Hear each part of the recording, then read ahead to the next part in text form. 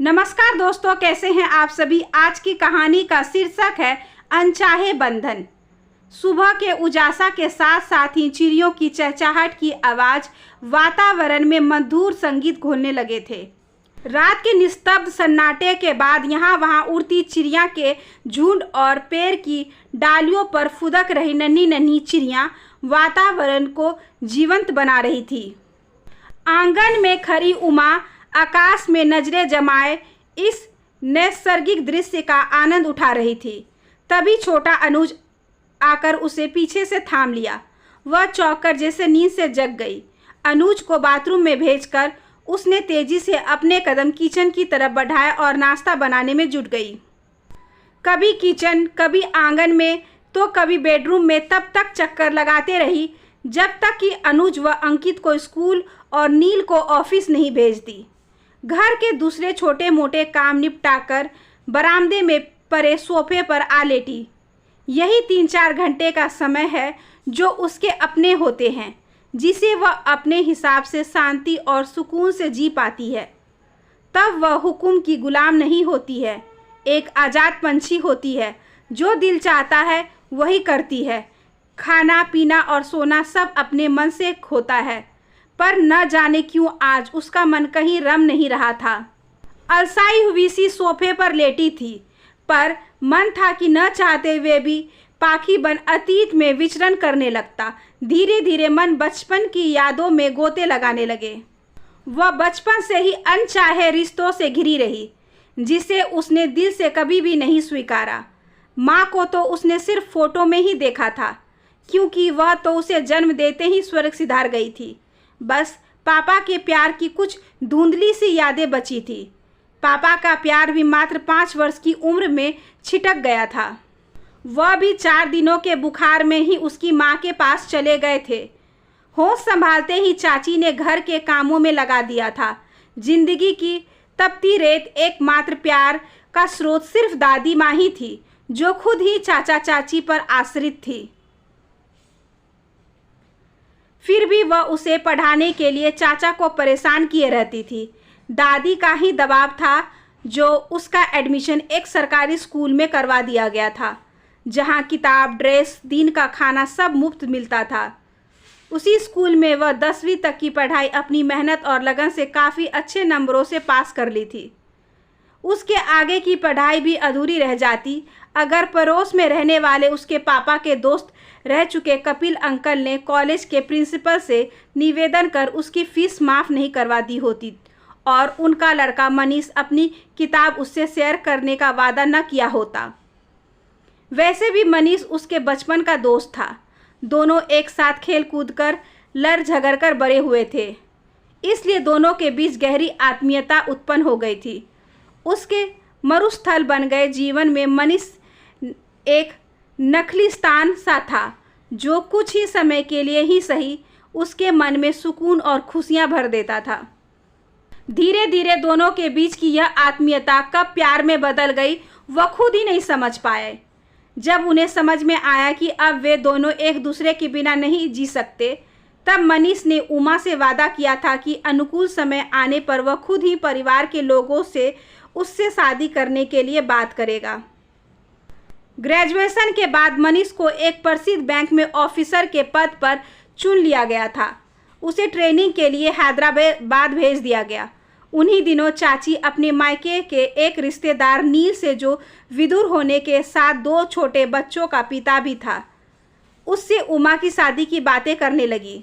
दादी माँ मनीष के साथ चल रहे उमा के प्यार से अनभिज्ञ नहीं थी। बरसों से खुद उनके दिल में भी इन दोनों की शादी के अरमान थे, इसलिए बहू को शादी की बात आगे बढ़ाने से रोक स्वयं कपिल बाबू से उमा और मनीष के शादी की बात करने जा पहुंची थी, जिसे सुन कपिल बाबू ने बड़े ही रूखे शब्दों में शादी से इनकार कर दिया। उनकी बातों से दादी को तो आघात लगा ही था, उमा के चाचा भी अपने को अपमानित महसूस कर काफ़ी नाराज हो गए थे। तब आनन फानन में उसकी शादी नील से तय कर आए। उमा के पास न फ़ोन था न मनीष का फ़ोन नंबर। बहुत कोशिश करने पर भी किसी ने मदद नहीं की और वह मनीष को सूचित नहीं कर सकी। तब 20 वर्ष की उमा की शादी 35 वर्ष के विदुर नील से हो गई, जो एक माल गोदाम के क्लर्क था। यौवन काल का प्रथम प्यार मनीष, जो उसके जीवन का अर्थ था, सहसा कितना जघन्य था। उसके लिए उसे छोड़ एक अपरिचित चेहरे के साथ आगे बढ़ना, फिर भी अतीत को तिलांजलि दे वह दिल पर पत्थर रख नील के साथ रांची चली आई थी। अब जिंदगी उसे एक ऐसे पड़ाव पर ले आई थी जहां वह सिर्फ एक पत्नी और बहू ही नहीं, 2 बच्चों 3 वर्ष के अनुज और 5 वर्ष के अंकित की मां भी थी। न चाहते हुए भी वह एक बार फिर इस नए और अनचाहे रिश्ते के साथ तालमेल बिठाने की कोशिश करने लगी। अभी उसकी शादी के 10 दिन भी नहीं गुजरे थे कि सासू माँ उसे घर की सारी जिम्मेदारियां सौंपकर गांव चली गई। अब तक वह भी समझ गई थी कि चाहा अनचाहा जो भी है, यही एक रिश्ता उसके पास बचा है। खून के जो भी रिश्ते उसके पास थे, अब तक भले ही जैसे तैसे साथ निभाते रहे, पर वो ही खून के रिश्ते शायद ही अब उसके ड्योढ़ी पर आएंगे या उसे बुलाएंगे। जल्द ही वह घर परिवार की सारी जिम्मेदारियां बखूबी संभालने लगी। देखते देखते वह अव्यवस्थित घर साफ सुथरा और सुव्यवस्थित नजर आने लगा। बच्चों के कपड़े भी अब साफ सुथरे और प्रेस किए रहते। वे समय से स्कूल आते जाते और अपना होमवर्क भी समय से पूरा कर लेते। बहुत जल्द ही दोनों बच्चे उससे घुल मिल गए थे। अपने पापा को छोड़ दोनों ही उमा के आगे पीछे माँ माँ करते घूमते रहते, जैसे उनकी सगी माँ हो। वहीं उमा के मन का मरुस्थल बढ़ता ही जा रहा था, जिसमें अब किसी नखिलिस्तान का नामो निशान नहीं था। जितनी आसानी से उसने बच्चों को अपनाया, पति को भी अपना लिया। एक भावना विहीन समर्पण था उसका, जिसे समझ नील का मन भी कभी कभी उसे धिक्कारने लगता। क्या जरूरत थी ऐसी सुंदर, नाजुक और कमसीन लड़की से शादी करने की, जिसके साथ ना उनकी उम्र में कोई समानता थी, ना ही सोचने समझने के ढंग में कोई समानता थी। जब भी सासू माँ आती, यह सोचकर संतुष्ट हो जाती कि इस लड़की में अथाह ममता है, जिसने उनके दोनों पोतों को माँ की तरह बांध लिया था। उसमें उन्हें सुंदरता के साथ साथ सेवा, धर्म, सहिष्णुता और समझदारी भी दिखती, जिसके कारण उनके बेटा का उजरा घर एक बार फिर से बस गया। पर कोई यह नहीं देख पाता कि नवीन परिवेश की चुभन उमा को सुई की तरह बींध रहा था। वह जैसे टुकड़ों टुकड़ों में जी रही थी, कभी माँ, कभी पत्नी और बहू बनकर तो कभी प्रेमिका बनकर। जब भी वह एकांत में होती, उसका पत्थर बन गया प्यार भी सांसें लेने लगता और मन में मरुस्थल में हरे भरे फूलों के लदे पेड़ उग जाते, जिसकी भीनी भीनी खुशबू के बीच वह मनीष की बाहों में विचरण करती रहती। नैसर्गिक आकांक्षाओं से भरपूर वह आंखें मूंदे सारी दोपहर उस जंगल में भटकती रहती। यही दिव्य सपना उसके जीने का आधार था।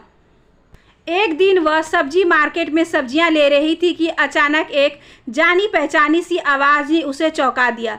नजरें घुमाई तो उसकी आंखें खुली की खुली रह गई। सामने जो व्यक्ति खड़ा था वह और कोई नहीं, मनीष था। थोड़ी देर तक तो वह अवाक भूत बनी निशब्द खड़ी रही।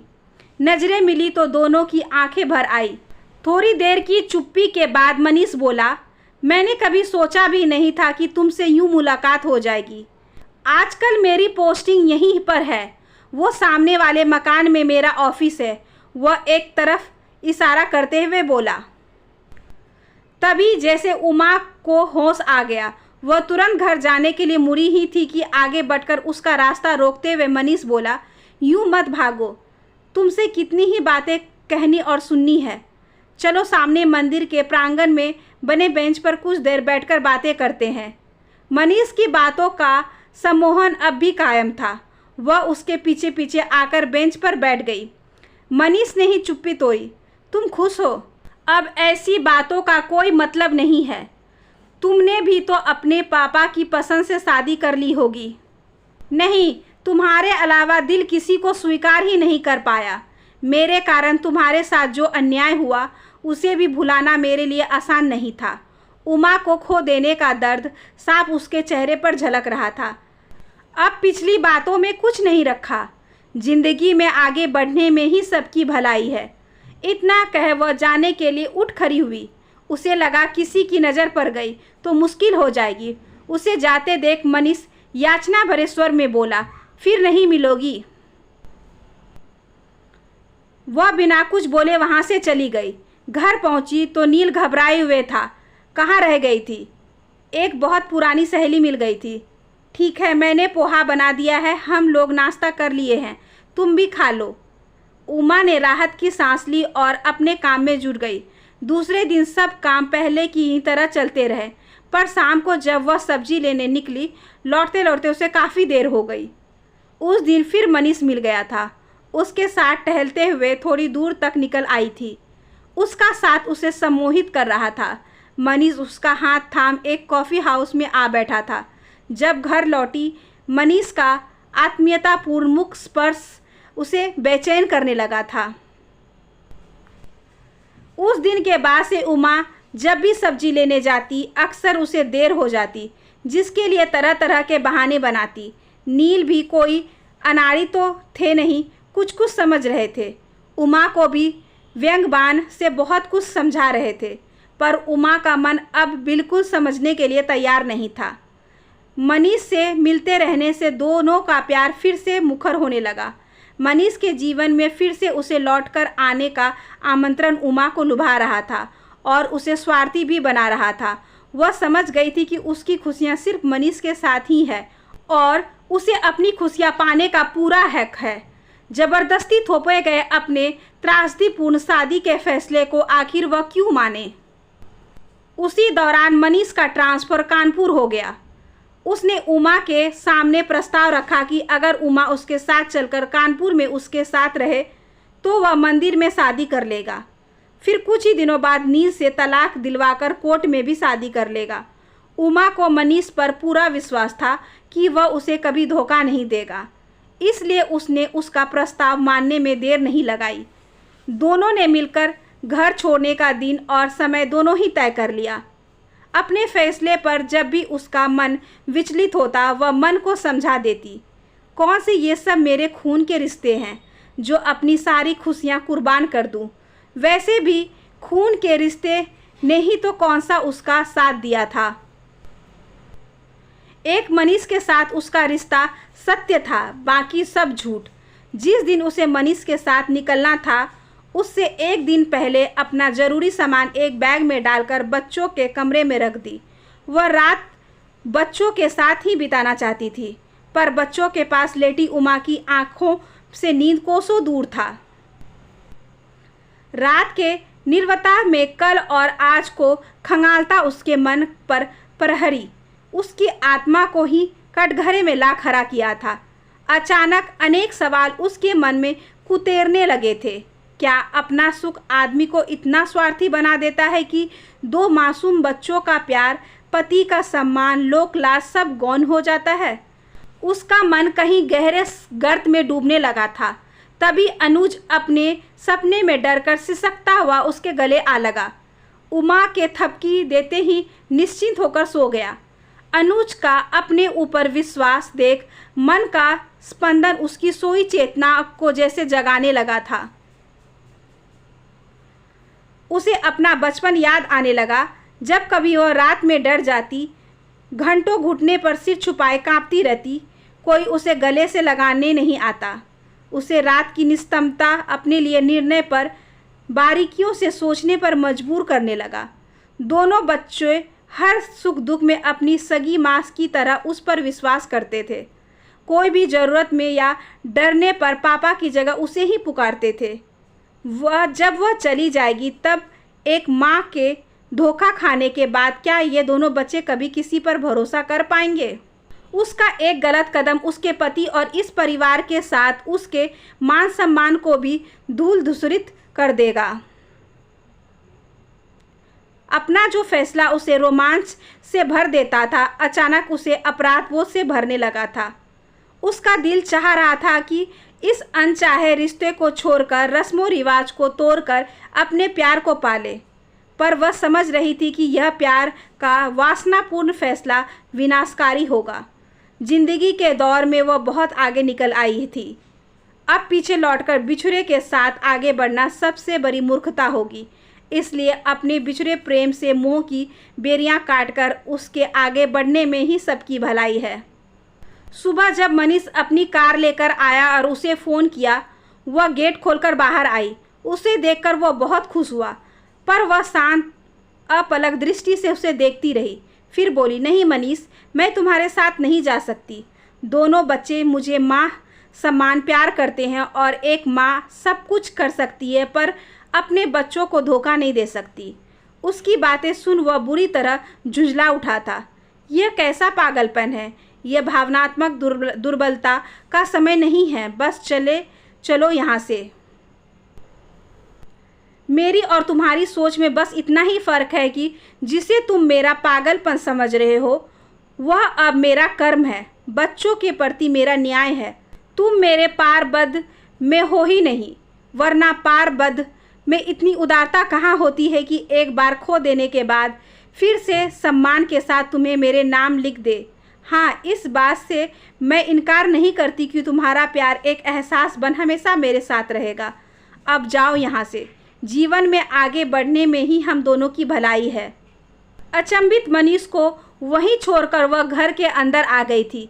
शायद उसकी भावना को समझ मनीष भी एक गहरी उसास के साथ गाड़ी स्टार्ट कर कानपुर की तरफ बढ़ गया था।